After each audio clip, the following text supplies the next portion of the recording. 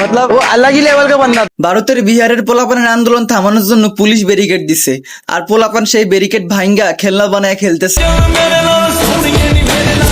मतलब वो अलग ही लेवल का बंदा था।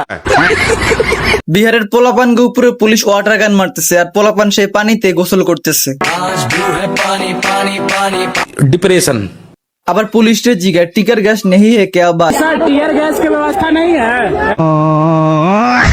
পোলাপান থামানোর জন্য পুলিশ দড়ি দিয়ে আটকাইয়া দিতেছে, আর পোলাপান সেই দড়ি দিয়ে পুলিশের সাথে দড়ি টানাটানি খেলতেছে। मतलब वो अलग ही लेवल का बंदा था।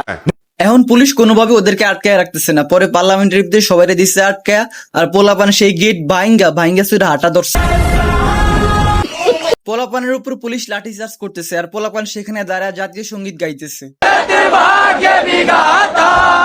मतलब वो अलग ही लेवल का बंदा था। नहीं। 2024 সালে জুলাই আন্দোলন মনে হয় আমাদের বাংলাদেশে কমই হয়েছে। আশা করি নেক্সট হইলে এমন হবে ইনশাআল্লাহ।